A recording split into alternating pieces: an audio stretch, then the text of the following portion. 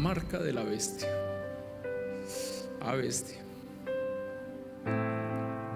Durante algunas décadas el mundo cristiano ha vivido con miedo a responder una pregunta: ¿cuál será la marca de la bestia?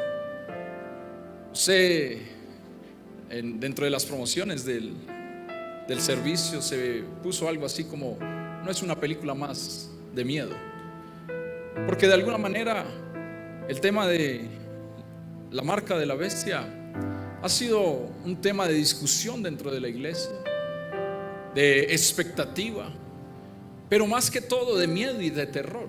Cuando en las iglesias predican acerca de esto, pues es un tema que causa mucho miedo y mucho terror.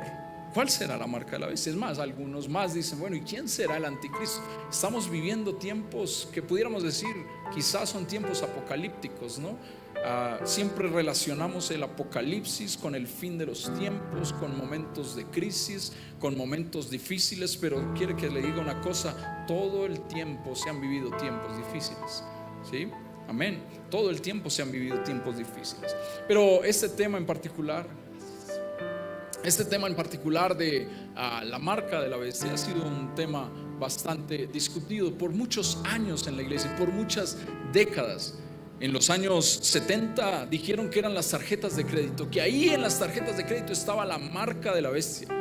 Y me imagino muchos cristianos ni quisieron las tarjetas de crédito. Al ver que no pasó nada, pues hoy los cristianos tienen muchas tarjetas de crédito, ¿no?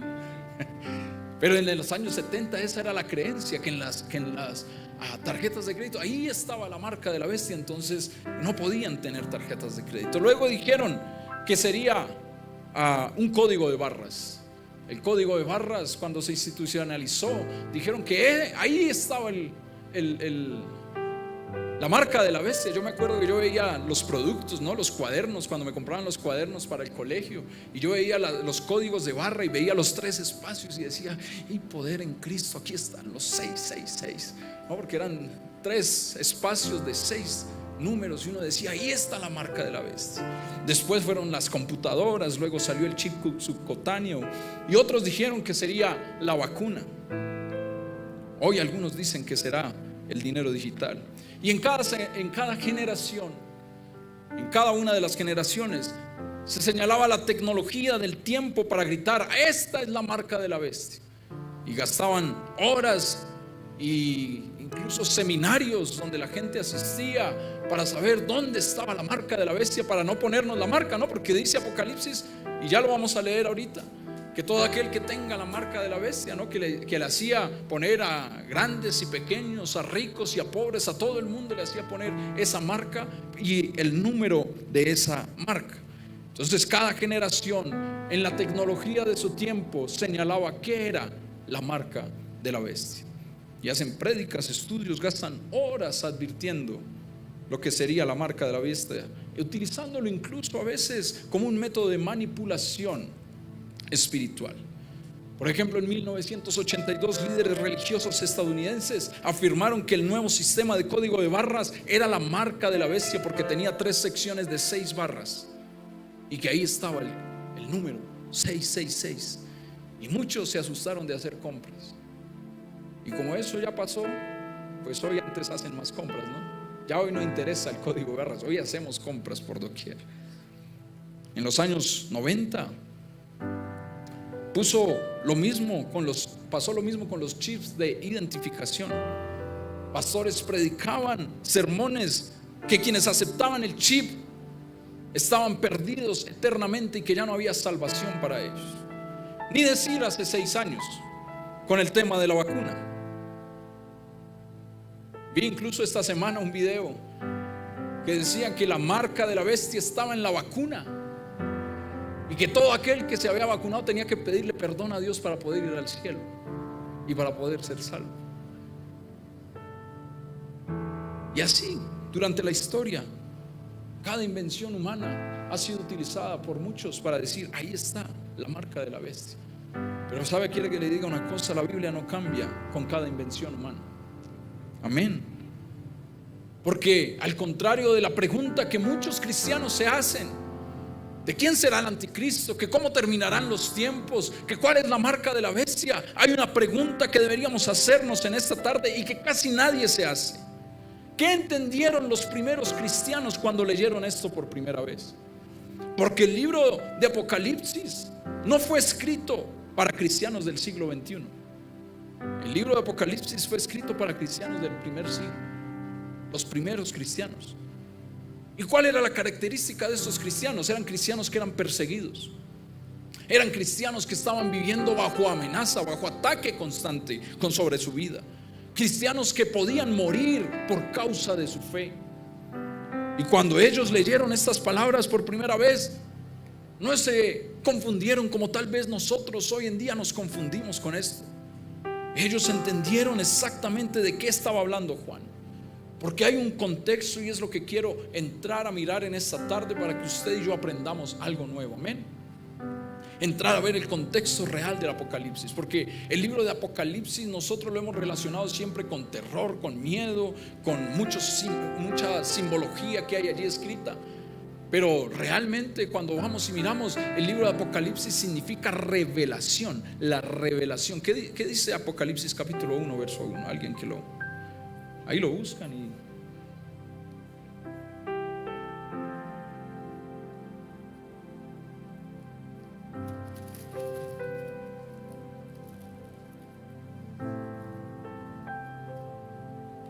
Apocalipsis capítulo 1 verso 1 dice: la revelación de Jesucristo que Dios le dio para manifestar a sus siervos las cosas que deben suceder pronto, y la declaró enviándola por medio de su ángel a su siervo Juan. Es decir, que antes de ser un libro de miedo, es un libro de ¿qué? Revelación. ¿Revelación de quién? De Jesucristo. O sea que es un libro maravilloso, que muchas veces en las iglesias lo hemos usado para predicar y meter miedo en la gente, meterle miedo a las personas.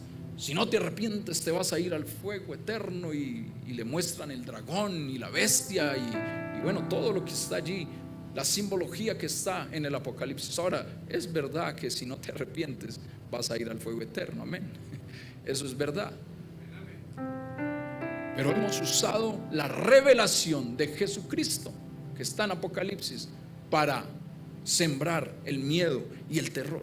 Pero cuando Juan escribe esto, Juan le está escribiendo una carta. Recuerde que eran cartas lo que ellos escribían. Y Juan está escribiendo una carta ¿a quién? A los primeros cristianos, a los cristianos que estaban contemporáneos de ese momento, de ese siglo.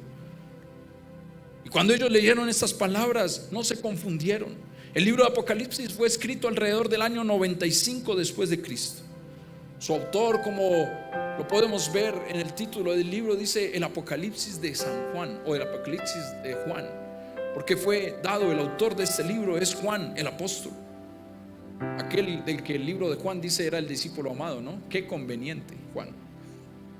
Juan escribió que él era el discípulo amado. Qué conveniencia. Alguien me envió, creo que Davidcito fue, ¿no? No, fue Cristian. Siempre es Cristian. Juan poniéndose la medalla diciendo: este es el discípulo amado. ¿No?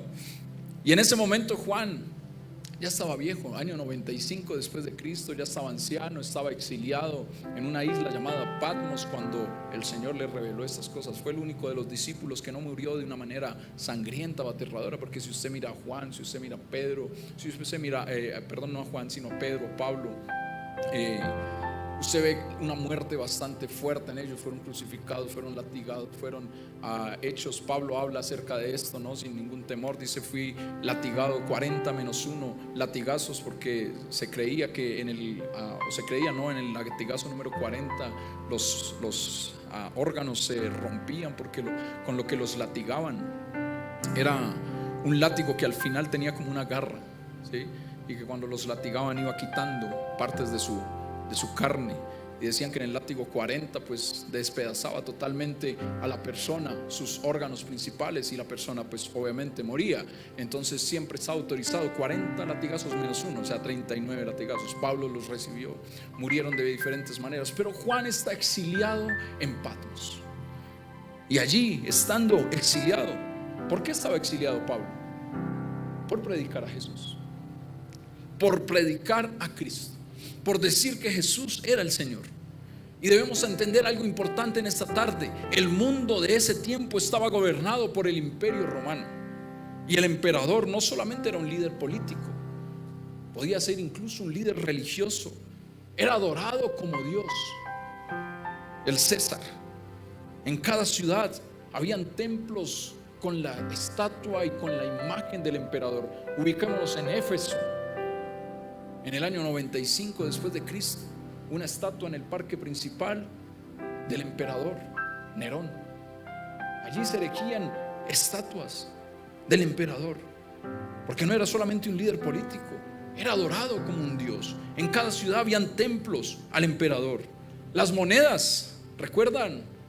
En el episodio en el cual Jesús le dice, hablando de lo que era del César y lo que era del Señor, y toma una moneda y dice: ¿de quién es esta?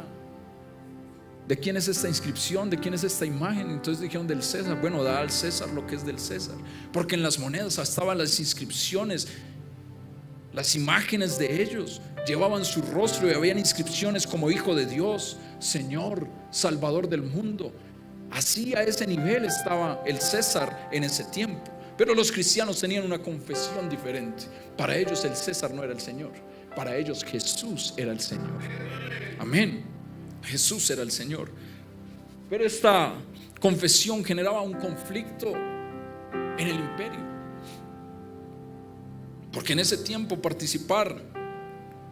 para participar en la economía del imperio implicaba que debías quemar incienso al emperador y declarar que César era el Señor. Y ahí tenían un conflicto los cristianos del primer siglo, porque ellos no estaban dispuestos a quemar incienso hacia el emperador, ni a declarar, mucho menos, que César, el César o Nerón en ese caso era el Señor. Debías quemar incienso al emperador y declarar que el César era el Señor, porque si no lo hacías, había algo que sucedía. Uno, perdías tu trabajo, perdías acceso al comercio, es decir, no podías comprar ni vender, eras considerado traidor, y en últimas consecuencias podías llegar a ser ejecutado a causa de eso. ¿No le parece muy similar a lo que habla el libro de Apocalipsis? No podían ellos ni comprar ni vender.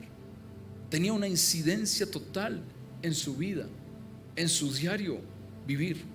Y este es el contexto en el cual Juan está escribiendo el libro de Apocalipsis.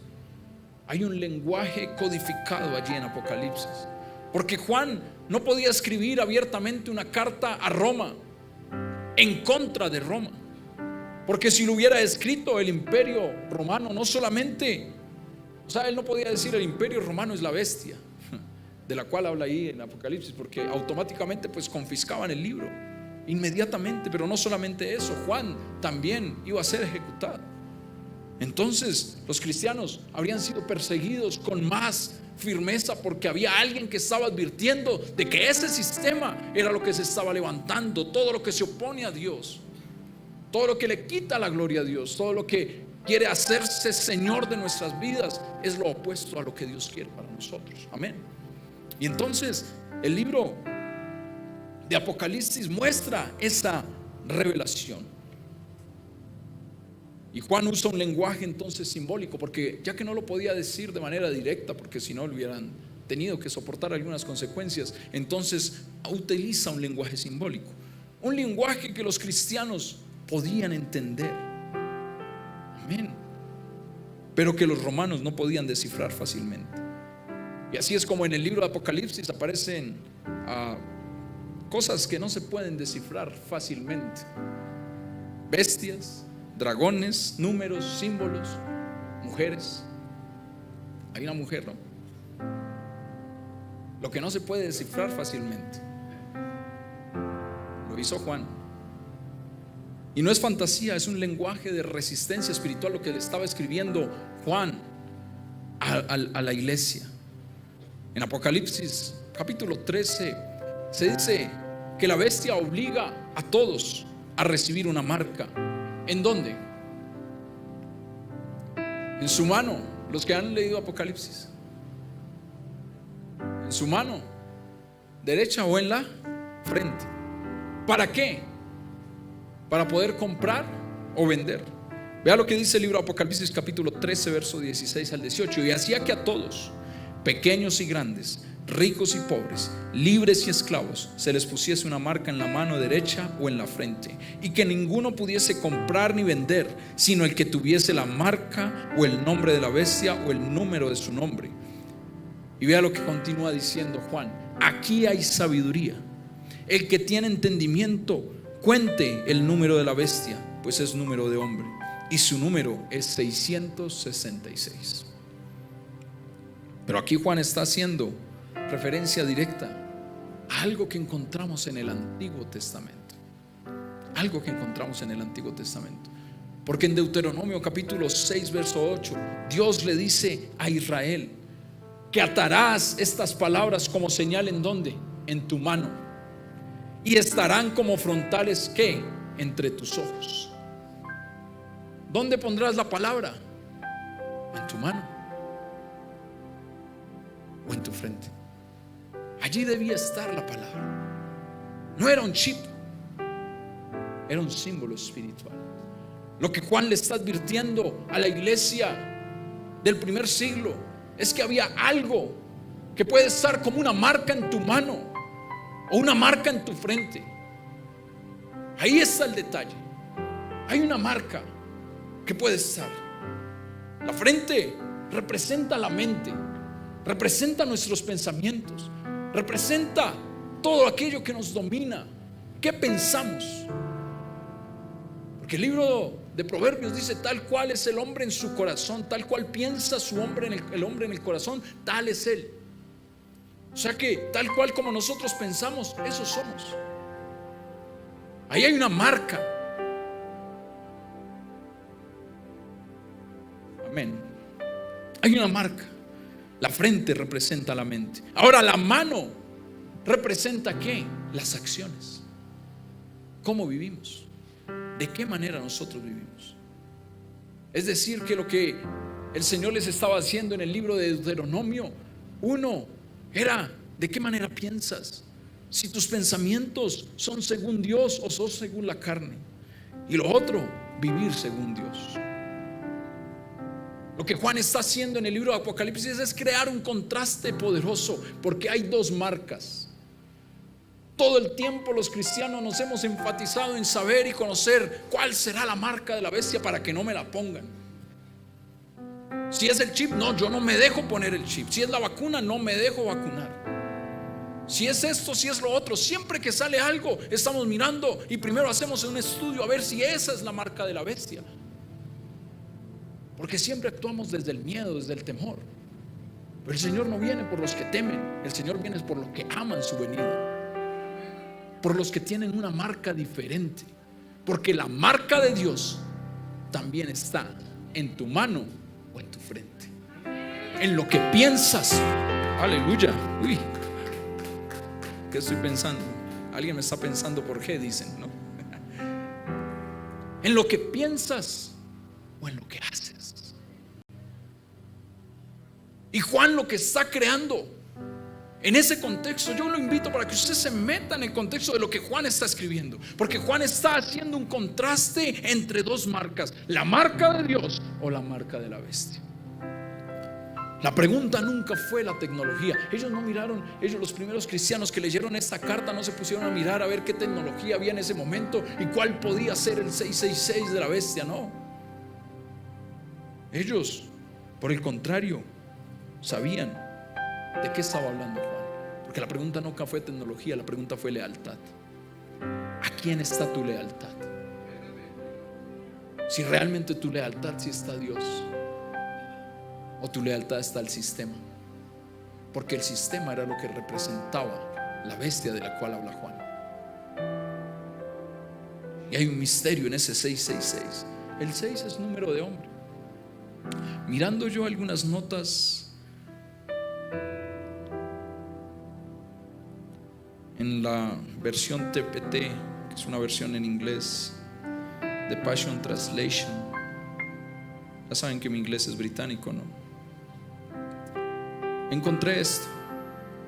Había una nota justo ahí en Apocalipsis que me causó mucha curiosidad.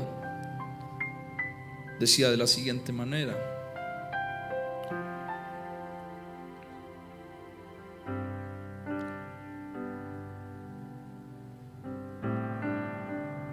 creí haberlo anotado, pero dice que el número 6 habla de hombre. Y lo que dice allí el comentario intenta mostrar que el 666 no se representa como un número aislado, sino como un patrón simbólico en la Biblia que apunta a la naturaleza humana caída. En el sexto día de la creación fue creado ¿qué? El hombre. Habla de la naturaleza caída del hombre. Habla de la idolatría del poder humano exaltado. Y allí cita dos pasajes paralelos al versículo 8 de Apocalipsis 13, que habla acerca, Daniel capítulo 3 verso 1 habla acerca de Nabucodonosor. En el libro de Daniel capítulo 3 verso 1, el rey Nabucodonosor levanta una estatua con unas medidas exactas, 60 codos de altura y 6 de anchura. Y esto crea un patrón numérico relacionado con el 6, que según la interpretación simbólica, el 6 representa al hombre creado el sexto día. La estatua representa idolatría humana, un sistema en el que el poder humano exige adoración, y Nabucodonosor obliga a todos a inclinarse y a adorar esa imagen. Está hablando de idolatría. Pero también está otro texto que relacionan junto con el texto de Apocalipsis, y es Primera de Reyes capítulo 10 verso 14.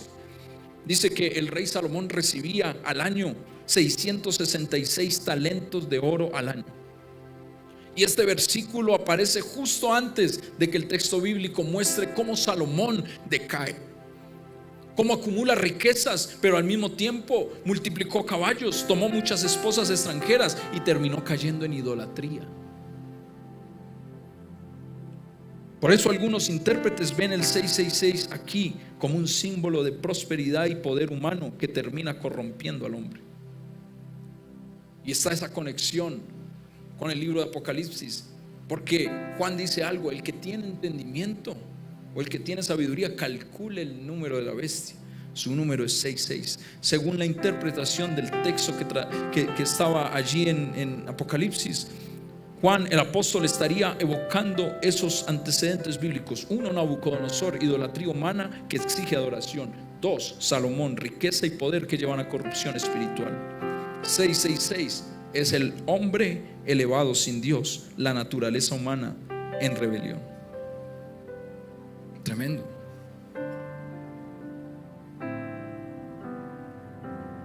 Allí aparece un número, pero Juan dice en Apocalipsis 13, 18: aquí hay sabiduría. El que tiene entendimiento, calcule el número. El que tiene entendimiento, calcule el número. Aquí hay sabiduría. Juan está diciendo algo importante, que esto era un código que ellos debían descifrar. Y en el mundo antiguo había algo que existía que se llamaba la gematría. ¿En qué consiste la gematría? Consiste en que cada letra del alfabeto hebreo y del alfabeto griego tienen un valor, tienen un número. Entonces ellos sabían de lo que estaba hablando Juan. Cada letra tenía un valor numérico. Entonces los nombres podían convertirse en números. Y cuando el nombre del emperador Nerón, escrito en hebreo, se traduce o se pasa a números, da 666, 666, el emperador. El resultado es ese. Así que para los cristianos del primer siglo era evidente. Ellos entendían de manera inmediata el mensaje, porque la Biblia representa el sistema imperial que perseguía a la iglesia. La bestia de la cual está hablando Juan era un sistema imperial que perseguía a la iglesia. Y el ejemplo máximo de esa persecución fue Nerón, porque Nerón fue el emperador que mandó a matar a miles y miles de cristianos. Él era el sistema que estaba representando lo que Juan estaba hablando en Apocalipsis. Pero el mensaje no era solamente para el pasado, porque la Biblia, aquí hay algo profundo. La Biblia tiene capas de cumplimiento. Cuando usted estudia un poco de escatología, de lo que es profecía bíblica, usted se dará cuenta de que hay profecías que se cumplen en el momento, pero hay profecías que se cumplen también en un momento diferente, o en un tiempo diferente, o en una generación diferente. Hay profecías que tienen un cumplimiento histórico total, pero hay otras que van hacia futuro, que se cumplen parcialmente en algún momento de la historia, pero luego viene una nueva temporada para el cumplimiento de esa palabra. Pero aquí también hay un principio espiritual que atraviesa las generaciones. El principio detrás de la bestia es este: cuando un sistema humano exige lealtad que pertenece solamente a Dios.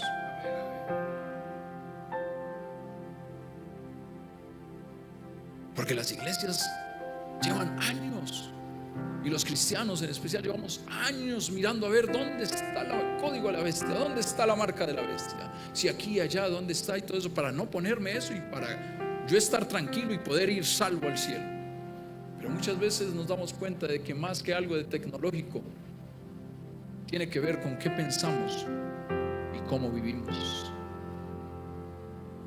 ¿Qué es lo que pensamos y cómo vivimos?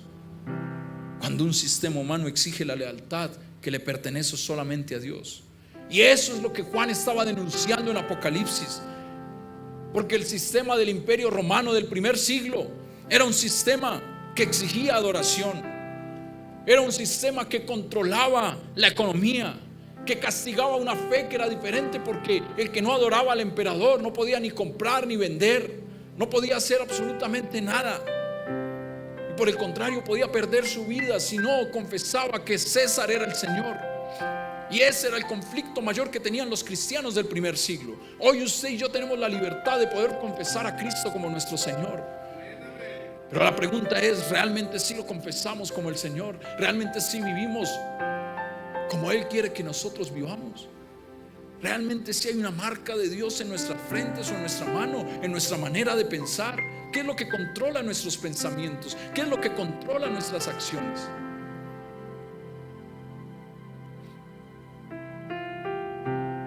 Porque el espíritu tanto del anticristo como de lo que nosotros miramos en Apocalipsis ha aparecido muchas veces en la historia. Apareció en Roma en ese momento, pero apareció muchos años después también, cuando los nazis, porque era un sistema que exigía adoración total a ellos, que querían controlar absolutamente todo en el ser humano. Apareció en Rusia en el tiempo del comunismo y sigue apareciendo el día de hoy.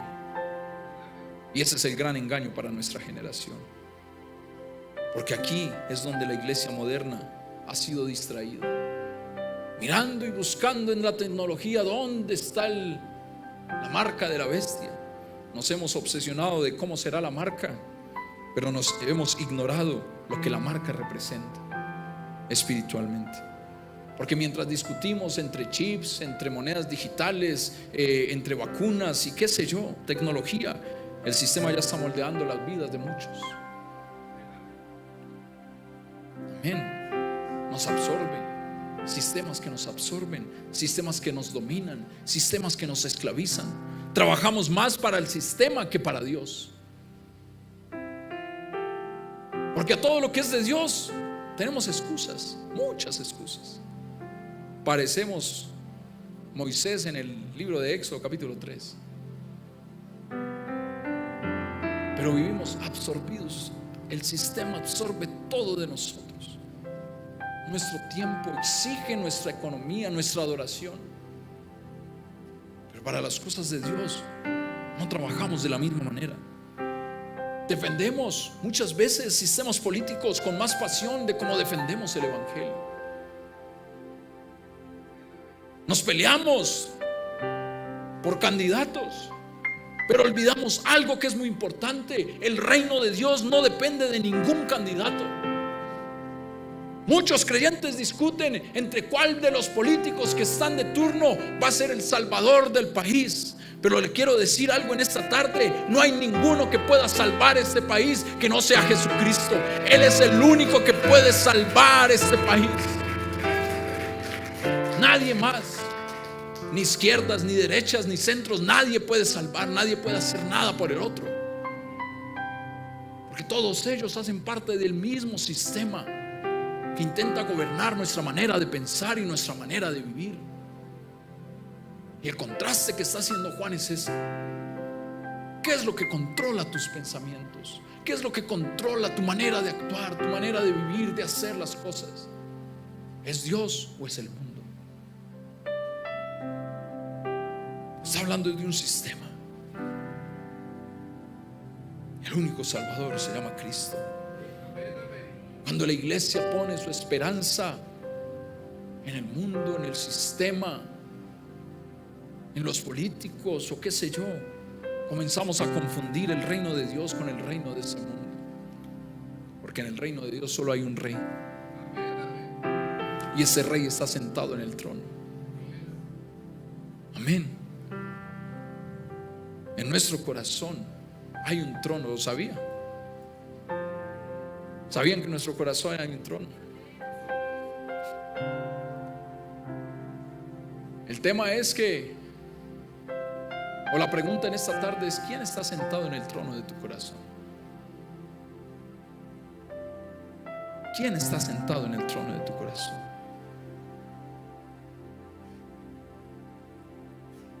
Y de eso vamos. De eso vamos a hablar un poco más adelante. ¿Cómo opera hoy el espíritu del cual Juan está hablando? El espíritu del sistema funciona de la siguiente manera. Te dice: comprométete, o compromete un poco de tu fe.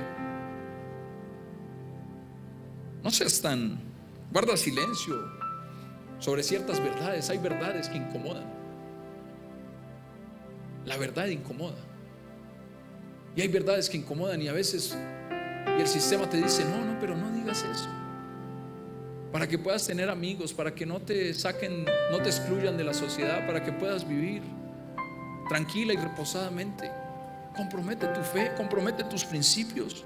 Guarda silencio sobre algunas verdades. Adáptate a la cultura. No seas tan radical, no seas religioso, no hables de eso, no digas aquello, porque entonces podrás participar, podrás prosperar, podrás tener éxito, podrás encajar en la sociedad. Pero el costo que no nos damos cuenta es nuestra lealtad. ¿A qué está nuestra lealtad? Si al mundo o a Dios. Y aquí aparece la marca, no como un chip, sino como una mentalidad y una forma de vida. El libro de Apocalipsis habla de otra marca, del sello de Dios. Mira lo que dice Apocalipsis capítulo 7.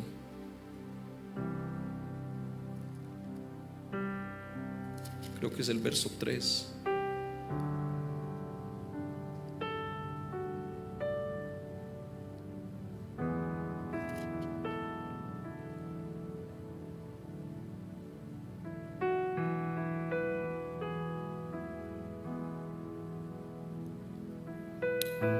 El verso 2 dice: vi también a otro ángel que subía de donde sale el sol, y tenía el sello del Dios vivo, y clamó a gran voz a los 4 ángeles, a quienes se les había dado poder para hacer daño a la tierra y el mar. Pero no era ese el texto que quería mirar. No lo apunté, pero hay un texto en el libro de Apocalipsis donde dice que tenían el sello en sus frentes, el sello de Dios. Porque hay un sello que es de la bestia, sí, pero hay una marca que es de Dios.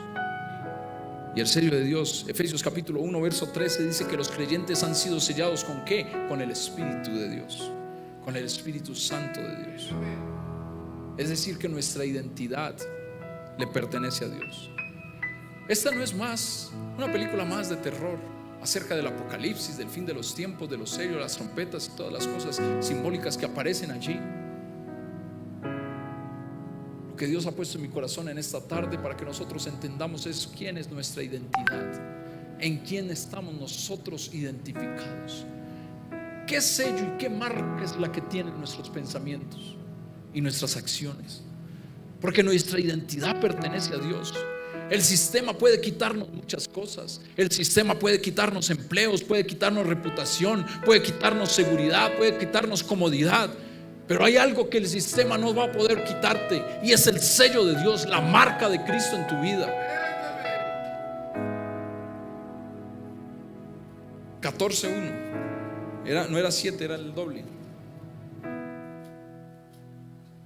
Apocalipsis 14:1 dice: después miré, y aquí el Cordero estaba de pie sobre el monte de Sión, y con él 144,000 que tenían el nombre de él y el de su Padre escrito en la frente.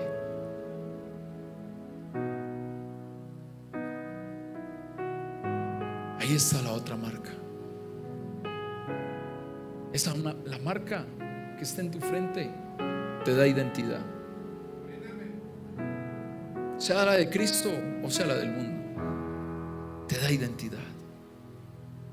Y esa marca del Señor que está escrita en nuestro corazón y está puesta en nuestra mente, no la puede quitar el sistema.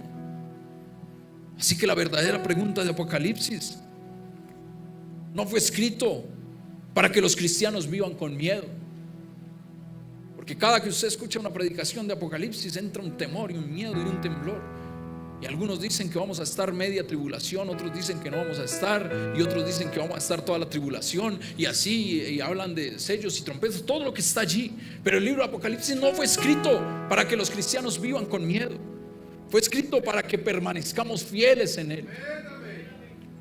Juan le escribe a las iglesias, y a una de las iglesias le dice: haces todo bien, pero tengo contra ti algo, que has dejado tu primer amor. Puedes hacer todo bien, pero de nada te sirve si no hay amor.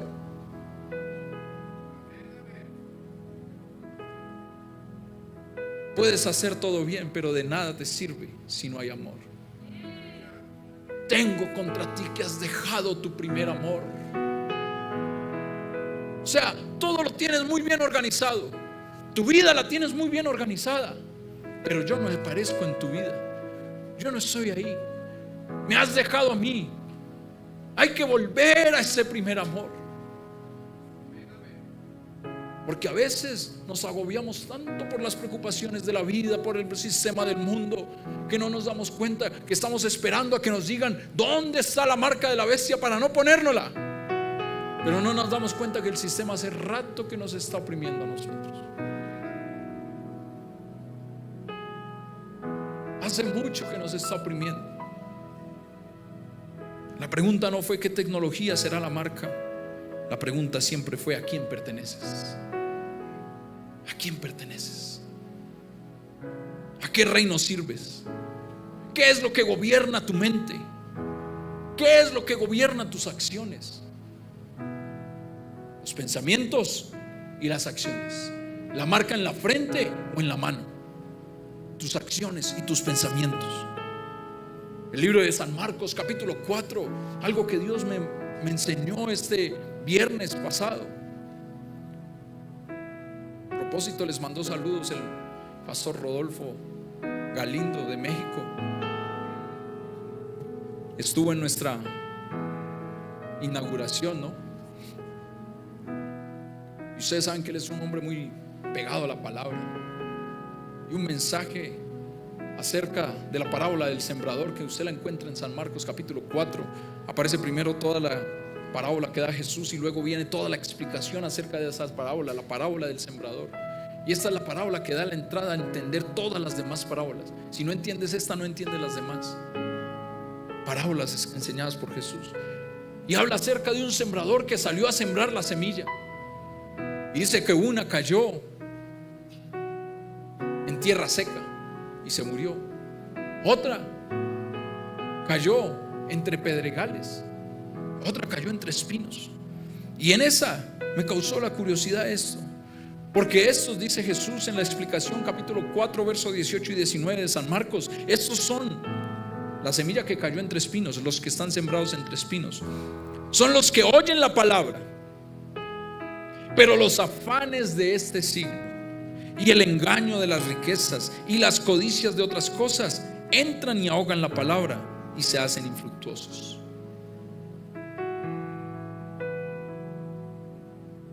Y ahí es donde está la marca. Porque muchas veces el afán de este siglo, el engaño de las riquezas y la codicia de otras cosas son las que entran y hacen que nuestra vida sea infructuosa. Y recuerde que en el reino se diferencian aquellos que dan ¿qué? Fruto. Jesús dijo: por sus frutos los conoceréis. Es el fruto lo que muestra de qué estamos nosotros hechos. Es el fruto lo que demuestra qué es lo que gobierna realmente nuestra vida. Porque hoy tenemos tiempo para todo, menos para Dios. El tiempo de Dios lo negociamos por cualquier cosa, pero hay otras cosas que no negociamos porque nos parece que son importantes. Yo siempre les he dicho: si usted tiene una cita médica a las 8 de la mañana, usted llega a las 8:30. ¿Por qué no llega a las 8:30?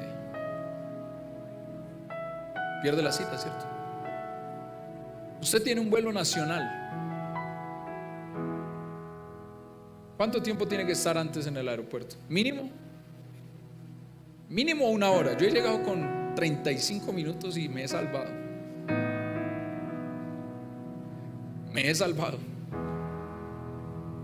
Pero mínimo usted tiene que estar 1 hora. Y eso que no tenga usted que pasar por un momento en el cual chequea el equipaje ni nada de eso, sino que usted ya vaya con su equipaje, su passport,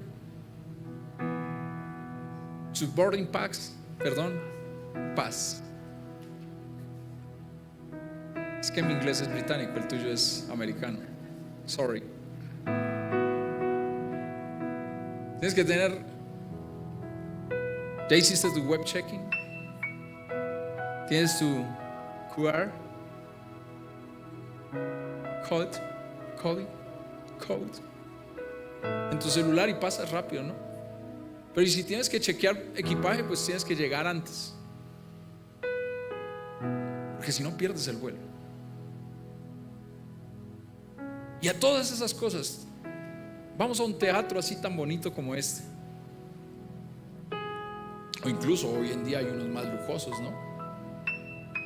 La gente va y le sirven, lo atienden y todo. Las sillas son poltronas cómodas donde pueden ver películas.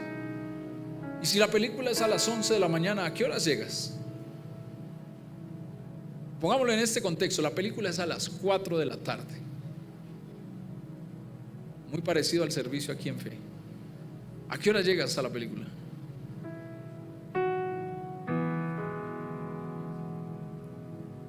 Porque mientras compras las crispetas y el hot dog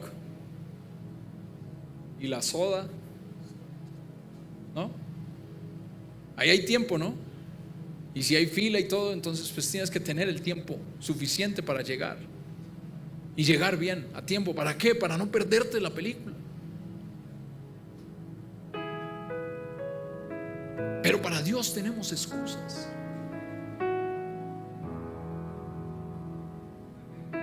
Cuando llueve, llegas al trabajo porque llegas. Tú no llamas al jefe a decirle: jefe, qué pena que está lloviendo y no voy a ir hoy a trabajar. Al otro día estás con la hoja de vida buscando trabajo.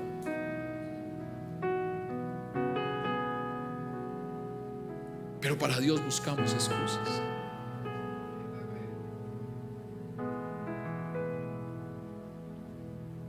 ¿Qué es lo que gobierna realmente nuestro corazón?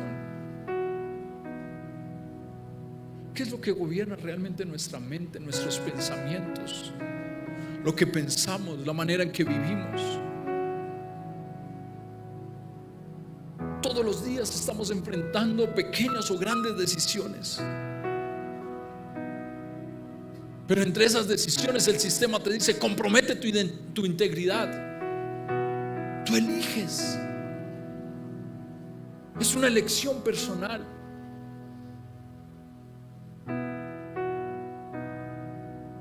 Porque al igual que nosotros como padres no podemos ir a todo lugar con nuestros hijos, como pastores tampoco podemos ir a todo lugar con las ovejas. La decisión es tuya, no es mía. Cuando el sistema te pide, o cuando la cultura te dice niega la verdad para que puedas encajar, tú eliges. Cuando el miedo te dice calla para que no pierdas oportunidades, tú eliges. Porque al final la marca que llevamos es la que gobierna nuestra vida. Juan lo que estaba mostrándole a la iglesia del primer siglo era un contraste entre el sistema que estaba gobernando y que exigía lealtad y que exigía tomar decisiones, y el sistema del reino. La marca de Dios. Atarás estas palabras a tu corazón y estarán en tu frente y en tu mano. Porque hoy vendemos la verdad por cualquier cosa. Hoy cambiamos lo que es de Dios por cualquier cosa.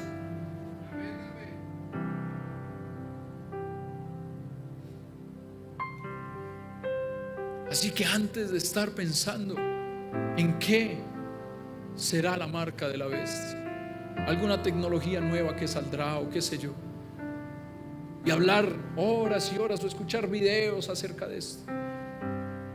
Mi madre me mandó un video en esta semana y era una mujer que estaba enseñando en la iglesia. A su iglesia le estaba enseñando y decía que había pasado los momentos más difíciles para enseñar le habían hecho una invitación a una iglesia y dijo nunca más vuelvo allá. Qué difícil me fue predicar en ese lugar. Dijo, apenas estaba empezando el servicio y había una dama con un vaso lleno de gaseosa.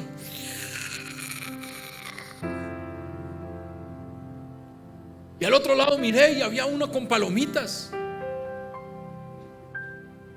Y estaban en medio de la alabanza y la gente como que ni se inmutaba. Como que no estaba pasando nada ahí.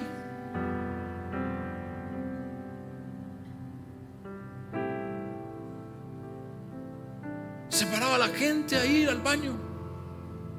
Y decía algo ella en ese video, decía, ¿viste Avatar? 2 horas y media sentado en el cinema y no te saliste para no perderte nada de la película. A veces estamos en el servicio y usted sabe que yo no suelo hacer estas cosas, pero a veces eso es necesario. Pero a veces estamos en el servicio y esto. ¿Quieres ver la marca de la bestia? Mira.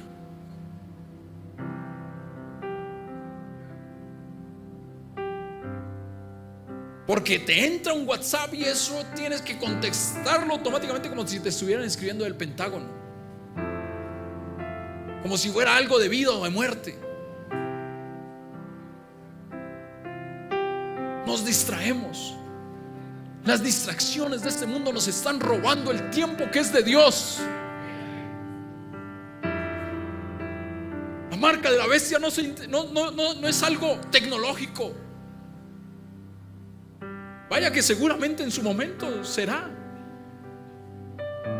Pero antes de estar pensando en qué es para no ponérmela, yo quiero tener la marca de Dios. Quiero tener su palabra en mi mente, en mi corazón, en mis acciones. Que sea como lámpara que guíe mis pies. Que yo pueda caminar firme en su palabra. Que yo pueda tener el tiempo de Dios, tiempos de oración, tiempos de encuentro con Él. Porque pasamos horas pegados en esto y puedes estar viendo videos incluso de la marca de la bestia. Que además que el algoritmo seguramente te sacará unos cuantos videos estos días. Pero antes de estar pensando en qué es y estando distrayéndonos con las distracciones del mundo, qué bueno que tú y yo pudiéramos dedicar nuestra vida a tener la marca que es de Dios, su palabra en nuestro corazón, que Él esté sentado en el trono de nuestro corazón. Porque hoy tenemos tiempo para todo, pero muy poco tiempo para Dios.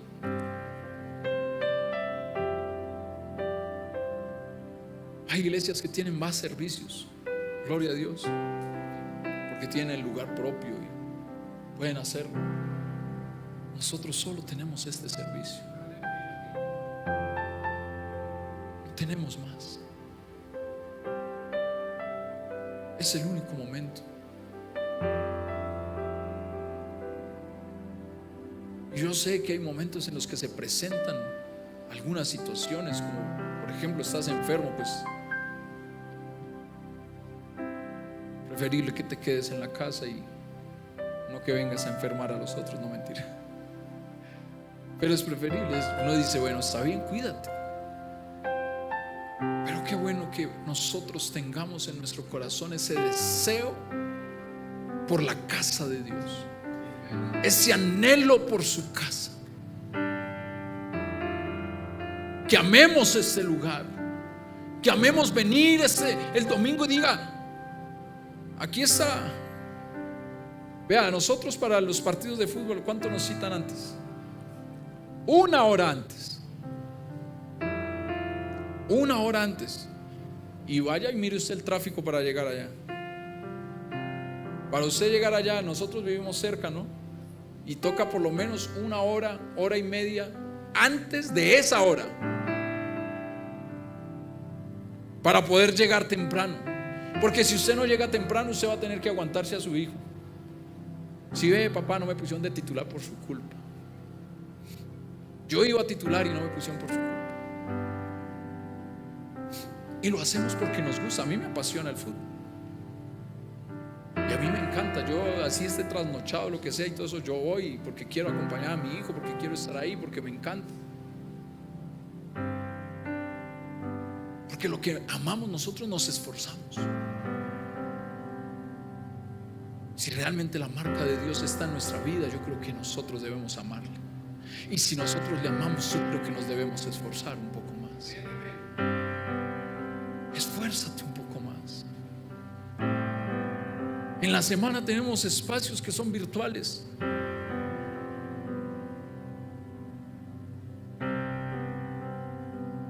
Son virtuales los espacios. Tenemos un estudio bíblico el martes. Muchas veces ni nos conectamos. Ahora entiendo, si estás trabajando está bien, pero no nos conectamos tampoco.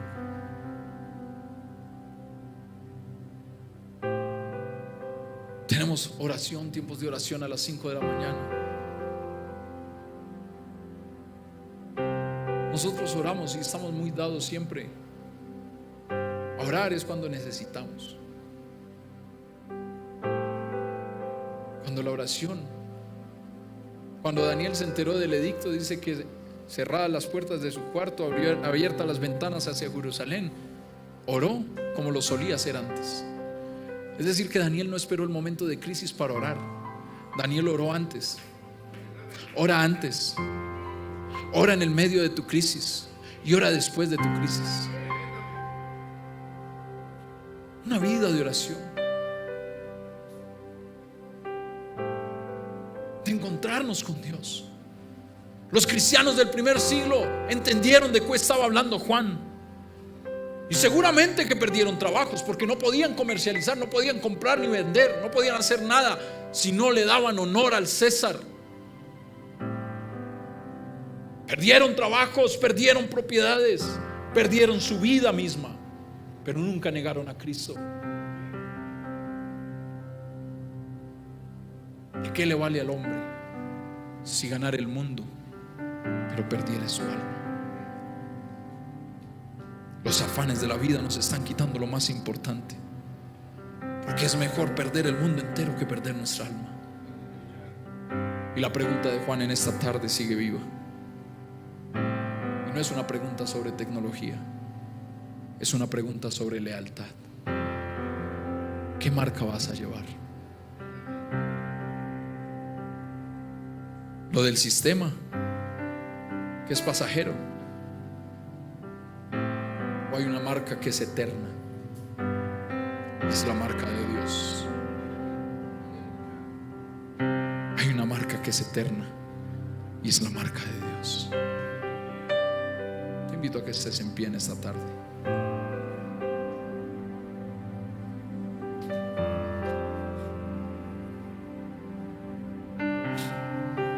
Quizá usted venía con expectativas.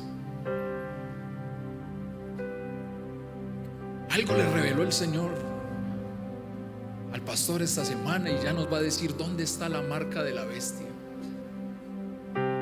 para no dejarnos. Si es la vacuna, voy y me quito la vacuna. Si es esto, si es lo otro, no. Esa marca tiene que ver con un sistema. Tiene que ver con un sistema. ¿Qué gobierna tu vida hoy? Pregúntate.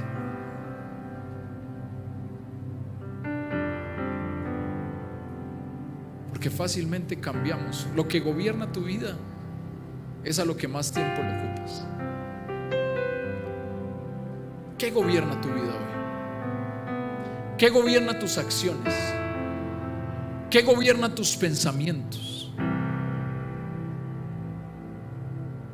Pablo dice orando en todo tiempo. Pastor, pero es que no tengo todo el día para orar. No, Pablo tampoco, porque Pablo también trabajaba. Decía que los delantales de Pablo los llevaban a donde los enfermos y se sanaban. Y esos delantales no eran con los que él salía a predicar. Esos delantales eran con los que él trabajaba, porque él fabricaba tiendas para acampar. Pablo también trabajaba. Pablo lo que está diciendo es orando en todo tiempo. Tu mente, tus pensamientos, orando en todo tiempo. Tú estás en el trabajo, pero estás diciendo: Señor, gracias. Tú estás enfrentando cualquier situación, vas para la clínica y dices: Señor, gracias. Señor, ayúdame. Tú estás hablando con Dios constantemente. Habla de una relación constante, constante. No esperes a que llegue el problema para orar, pasar tiempo con Dios. No. La marca de Dios tiene que ver con tenerlo a Él aquí. Lo que domina y gobierna nuestros pensamientos y nuestras acciones. Que tú y yo podamos ser como árboles plantados junto a corrientes de agua, que damos fruto a su tiempo y su hoja no cae, y todo lo que hagamos sea prosperado. Que nuestros pensamientos y nuestras acciones tengan que ver con Él. Que nuestro corazón tenga que ver con Él. Porque esa parábola del sembrador habla de los que dan fruto, y es por sus frutos que nos conoce Él a nosotros. Por sus frutos los conoceréis. ¿Estás dando fruto? Es la pregunta en esta tarde. ¿Qué marca quieres llevar? Oramos en el nombre de Jesús. Padre, gracias.